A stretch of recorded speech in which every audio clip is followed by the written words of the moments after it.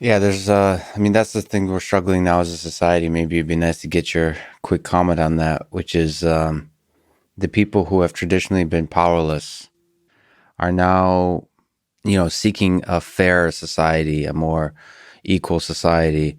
And in in attaining more power justly, there's also a realization, at least from my perspective, that power corrupts everyone.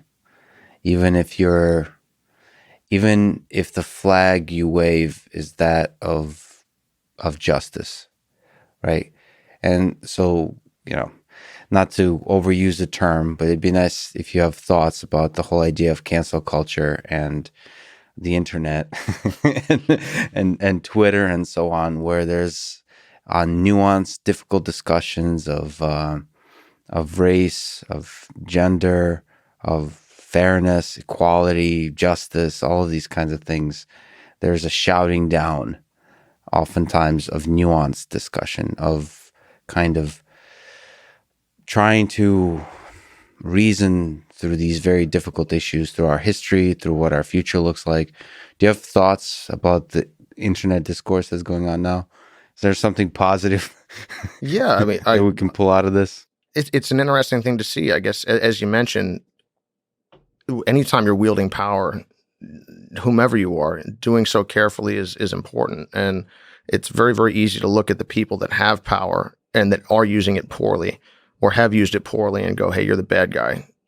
And then go, well, of course, if I had power, I'll use it properly. And I may intend to use it properly, and maybe I will. But at the same time, we see a lot of times people are people are people. I think that a lot of the I think if you believe that human beings are all one, which I do, no matter whether you're here, you're there, you got two arms, two legs, a heart, a brain. We all live a similar experience, and obviously with variations on a theme, but you're no less a human being you're a person I've never met from China than some person in Virginia. We're all people, and I guess ultimately, if I believe that human beings are corruptible and that power corrupts, and that we're all fallible, and we say and do things that either intentionally or unintentionally that we wish we'd not. Um, I think that I have to allow for a space of, I guess the word, it's almost a religious term, but I guess I would just say grace. And that's something that I see disappearing from discourse in the public, or maybe it wasn't there. I'm not sure, but it's interesting, watching this occur on the internet, because also now no longer are you and I just having a talk sitting on a bus stop.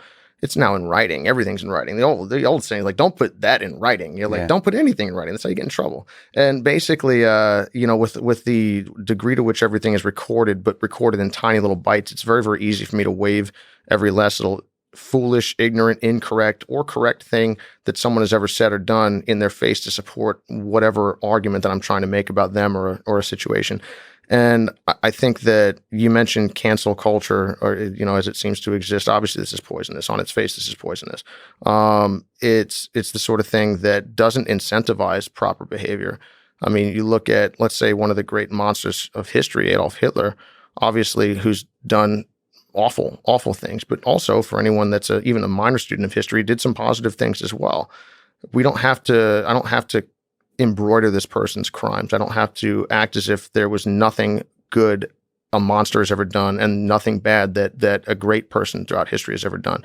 But imagine the ghost of Adolf Hitler were to pop up and go, "Oh my gosh, guys, I'm so sorry. I know what I've done, but I'd like to apologize and start to make it right." Well, I mean, you'd hope that if he popped up over here, you go, "Well, I don't really like what you've done." And I don't like you, but at the same time, I'm glad to hear that you're attempting to make this right and push in a positive direction, even if you can't make it right. Because otherwise, what am I doing? I'm disincentivizing change for the better. I'm looking to wield whatever power I have in a punitive fashion, which does not encourage people to do anything other than double down on the wrongs that they've made, knowing that at least they're going to have some support from the people that support that. And I guess I want to you would hopefully look at the use of the internet as a tool that can educate, and I guess I don't like the word empower, but empower people to do various things, extend their reach, but educate and learn rather than to further solidify little tribal things that exist, which I think everyone in humanity and human history is vulnerable to. I mean, look at the course of human history; it's deeply tribal, and the tribes or the groups that have been on top at various points in time have done a lot of times bad things to the ones that have not. And you'd hope that we could learn lessons from the past, and rather than committing the crimes that were committed against us, recommitting them when we slide into the top position. Say, I could do this now, but I'll not. I understand the urge to seek vengeance is strong. Anyone that says differently, I wouldn't trust. But at the same time, we have enough experience in history, enough experience in life, enough hopefully wisdom, time in to go, this isn't the right answer. This is only going to replay the things, the worst parts of our history, not the best. And I want to encourage positive behavior. And if I just, again, further lash out at people, although understandably, done understandably, I'm simply just going to just perpetuate the cycle that's gone on to this point.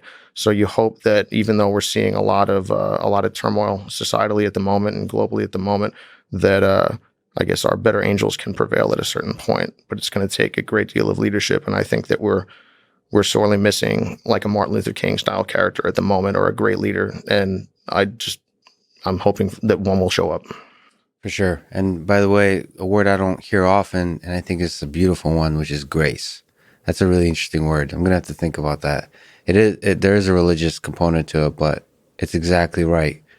You have to somehow walk the line between, you mentioned Hitler. I've been reading the rise and fall of the Third Reich. I'm really thinking about the 1930s and what it's like to have economic.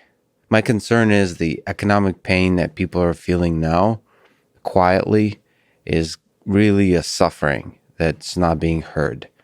And there's echoes of that in the 20s and the 30s with the Great Depression. And there's a hunger for a charismatic leader.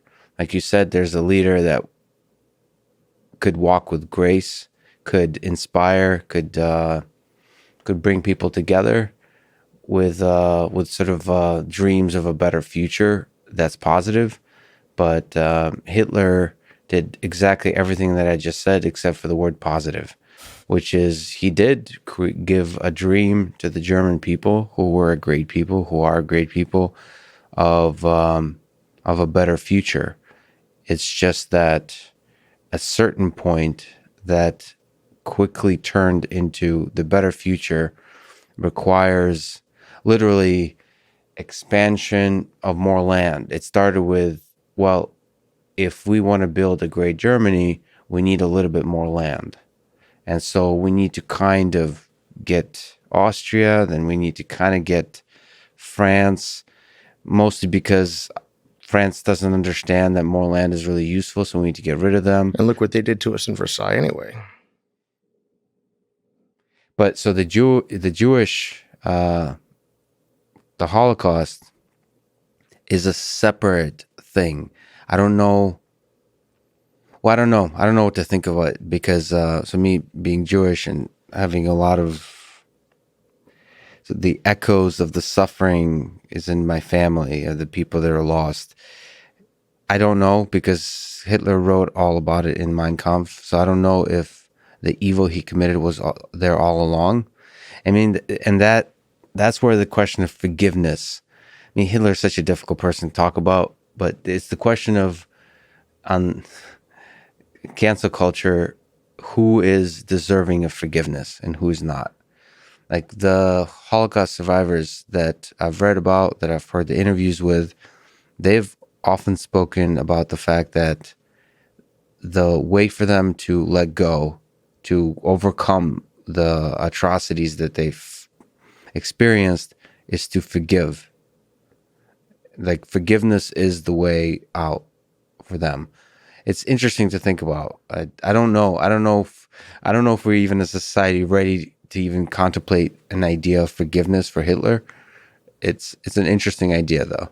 It's a good thought exercise at the very least, to think about like all these people that are being canceled for doing bad things of different degrees. Think of like Louis C.K. or somebody like that, for being not a good person. But like, what is the path for forgiveness? And also, what's a good person? What is a good person? If that's a sliding scale that we could all find ourselves looking at the uncomfortable end of a gun on, particularly down the line. I mean, you hope for the best, but these definitions, I guess, like you said, are important. And who's doing the canceling, who's being canceled. I'm not necessarily, as you said, saying that that's entirely unjustified, or certainly not. It's certainly understandable. And particularly, you mentioned like a monster like an Adolf Hitler. But it's also interesting. I couldn't help but notice, like you mentioned, as a society, us being able to apply forgiveness to someone who's done so much horror. But people who are personal, I mean, of course, so many people have been personally affected, but directly personally affected, a survivor of the Holocaust, being able to let go on that. I'm nowhere near big enough a person for that sort of thing. But I guess that's an interesting thing, being the person who was physically there, potentially able to let go. I don't know. That's unbelievably powerful. It's interesting. I guess you have to wonder sometimes, and this isn't obviously in regards to the Holocaust, but why I'm holding on to various things. What is it doing for me, and what is it doing to me? Is it facilitative? Is it not? And I guess that's something else that I really enjoy. When I was on Ultimate Fighter, they don't let you have any music or any books other than religious texts. So I brought a Bible and I brought a Quran, and I started to read them side by side, and it was really interesting reading. The Bible's a little drier. Quran's more interesting, at least written. But I think something that was consistently brought up was the way most merciful people want. I don't think any of us want justice. We think we want justice, but I don't think we want justice. Justice is a dangerous, dangerous, dangerous game, because maybe this person's wronged me deeply and I want justice. I want to balance it out, because what is justice if not a balancing of the scales? And sometimes you can understand it, and on a societal level, I think it's fine. I mean, there's crime and punishment, and we can go for the benefits and the drawbacks of that. But I think what any of us want is mercy within reason, grace, as you mentioned, because justice is a very, very, very dangerous thing, and it's a valuable and important thing. But who gets to decide what's just, what justice is actually meted out? Maybe I get to mete out justice, but it's not, I don't get my comeuppance. Well, that sounds great. But what happens when it's pointed back at me?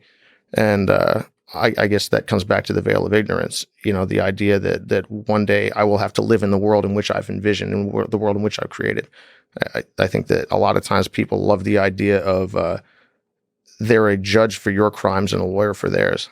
And I heard that the other day. I thought that was great. And I think that's a dangerous thing. And hopefully it gives us all pause before, rightly or wrongly, but always understandably, wielding serious power.